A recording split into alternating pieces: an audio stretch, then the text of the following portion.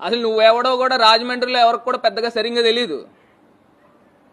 నువ్వేదో నా గురించి మాట్లాడుతున్నావు కాబట్టి మిగతా ఛానల్లోనూ వీటిల్లోనూ తమరు ఫేస్ ఏదో చూపిస్తున్నారు. మన గొప్పతనమేం కాదు.